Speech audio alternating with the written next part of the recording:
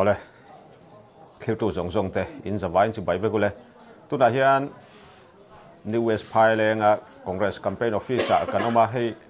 an campaign committee lam hi engtin nge an in thena unity engtin nge an in thlen ti te engtin nge ma an la ka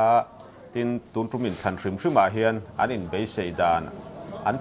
pun lo dan te po hria da cha koma tukin jing hian in hunrei lo te kan mang ho lok dona hei in tong chop ang deuh kan nia chuwang kapu hian tunge ani chia te po han soisela tin hetilaya an tho pui te tin chuba ga chon enge an ni an campaign committee emo unit emo chungchang te po min han soi masak ta sela thome alom ome hei ke hi zodin ben khiang te kania hei ta hian hunrei ta katang han block a hian hruaitu kan ni thina block secretary a hian tram thum deuh thawm to a tunai ro chon block an executive in ka oma chuan ta hian New West Pholeng big a hian campaign committee kan han dina kar ni kal ta vel khan ni chu ta chung campaign secretary ko mo chuan Pholeng a hian New West Pholeng en unit pathum kan oma chuan group pakhat nen ani le Pholeng VC area big a unit engzat nge om Pholeng pumpuya hian West Pholeng pumpuyan Congress a hian unit sari fatam ve ya veng chunglam a hian unit li mo unit li ani chuan han lut thuk deuh tai la kum sak ni som ni pathum in thlan kha kan thlir lo thei lowa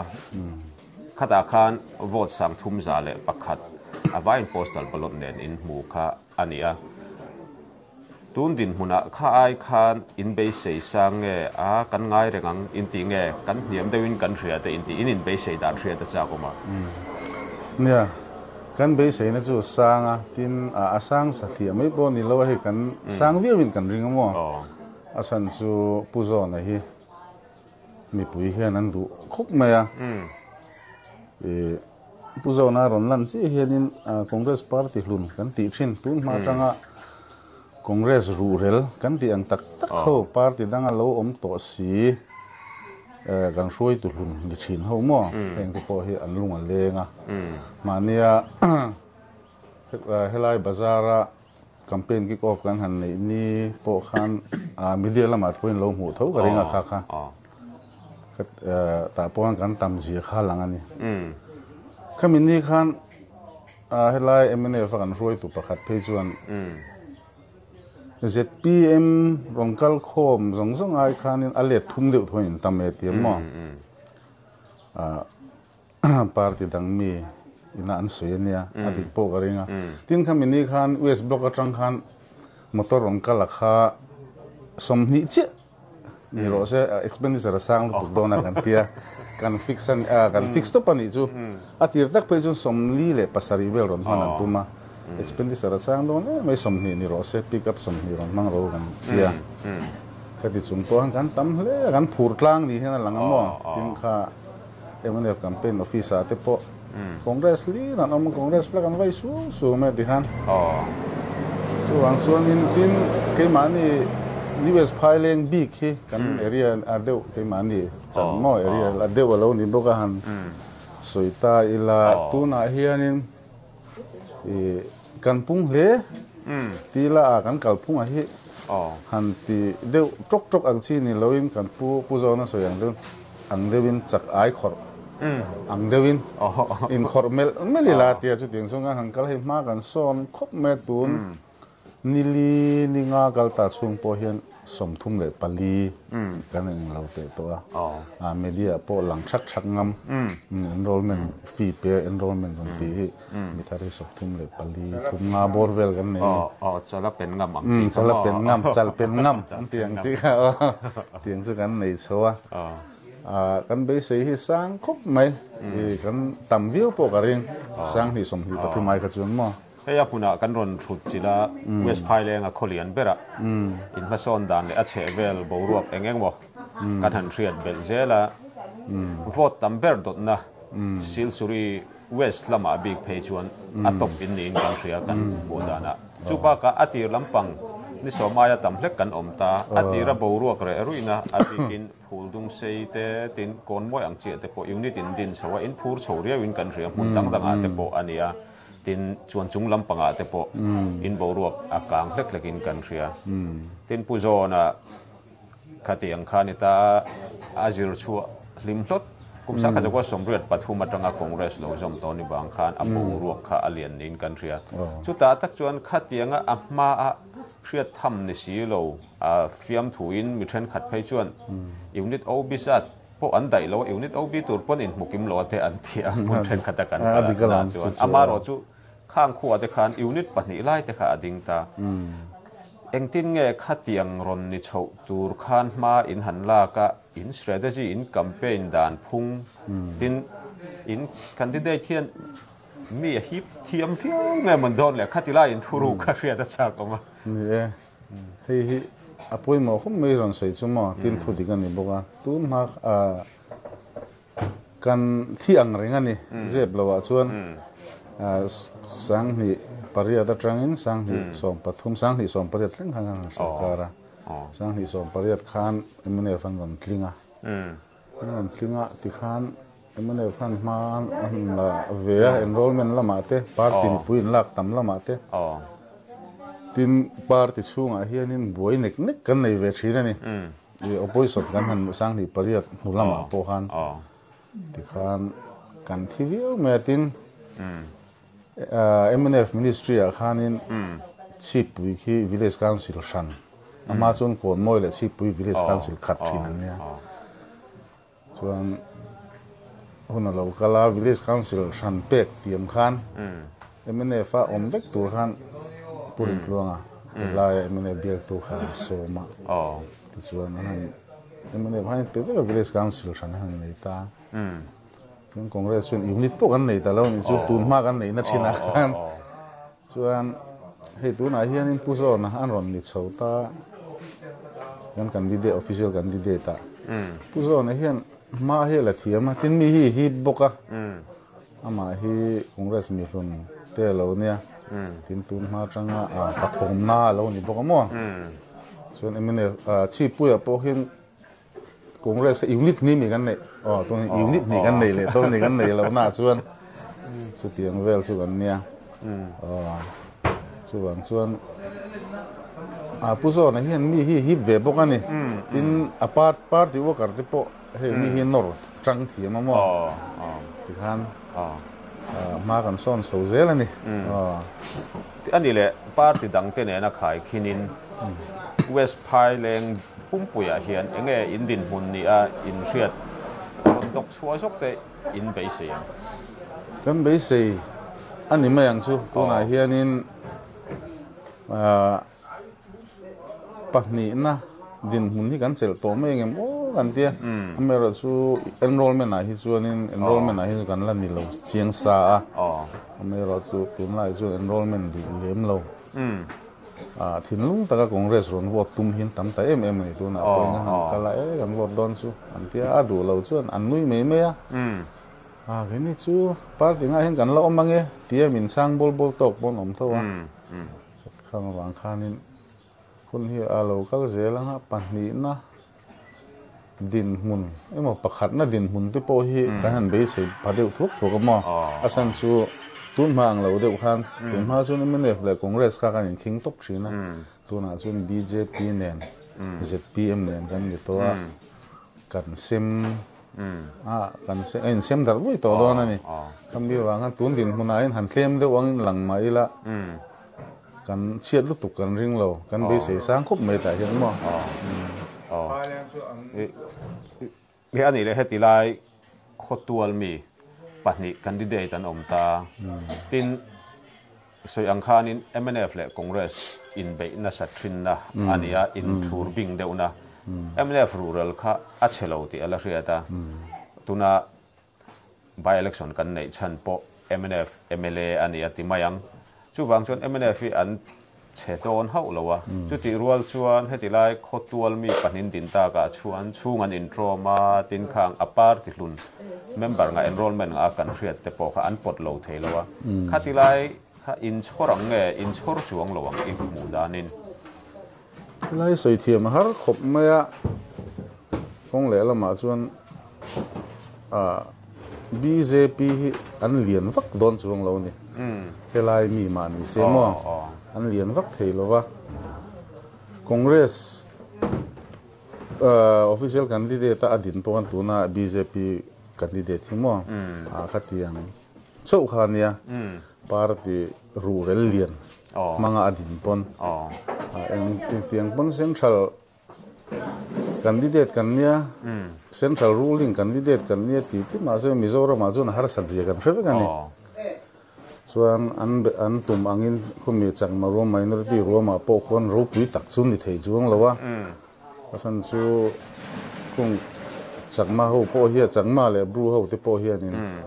Mizoram ma chuan ang pon bial ni khata MLA lo nei ma se apung pu sarkar nei jon la thei don lo ti hi an chu thiam phave ve ka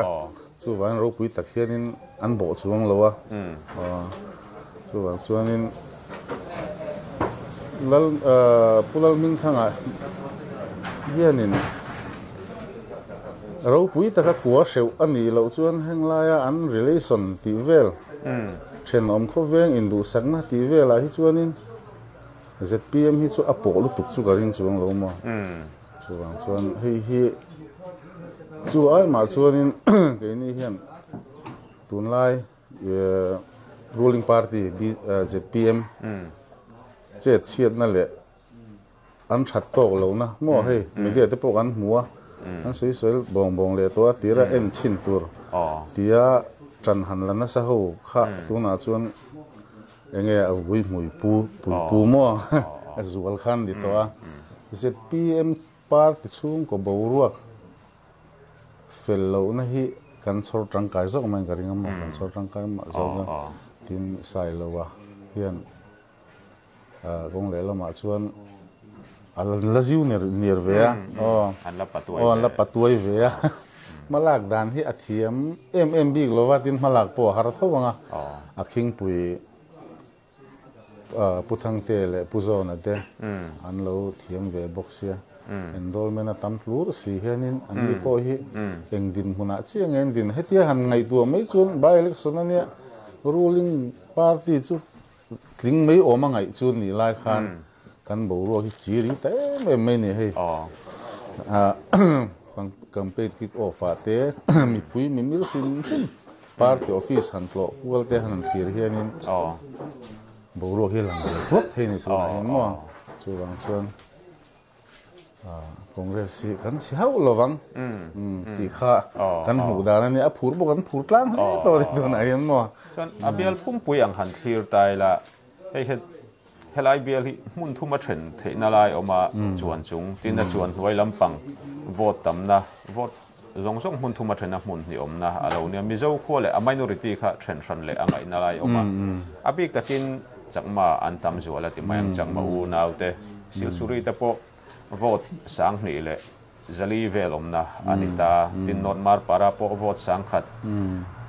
somli le paruk omna ania khote de wa kan ngai fui du ang chi te po vote zaruk somruk paruk omna lo ni ta kha le lama tin lo sil tu deciding factor kan ti khan ni ta khang zong a khan apung puya in han thirin in din mun a tha in riem tu ta hi nge in han buan de ber tura ingai hei hi ne kan deciding factor ho hi englai pon minority room dam po US block kan ni la ya kun chakma room kan ti khun nya an ni hlom khom khu an tam thama an bo lam hin bo de huk zel boka amai ro chu hatiang lo kum hi dam pa constituency a hian sang ni le sang ni som pathum khan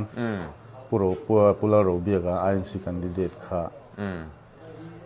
kan han chu khanin mizo vote in a king kan ti tlat me mo sang ti som pathum khan ma chuanin east block a te phei ki chuanin kan in hne tok thiek renga a chang chak ve zo te bon han ne ya west block kan ni lai tu na central block a pian ma khan west block a chang hianin eng king kan kep thin zo kan ni tu na hianin West Block khu asan pai nan ding ve to cái này Central Block kan nia West Block khu an ma ni pola block an sel sin ai an phur ve em ni mo achang chu acha heta amizo Pholeng atanga ama chuan zu kan zu vil deuh rang thina tuna chuan an ma ni kuta om ta an phur em hruaitute te khu sil West a phei khu chuan in engai po majority kan ne VC te po kan ne ni tunan phur khop mai kha mania helai campaign kick off an rong kal po kana siat me mo chuata po khan kongpuya sil polin pali tu chuan amain ueme thutthleng zong kha kan ringa ZPM an ti ma sabera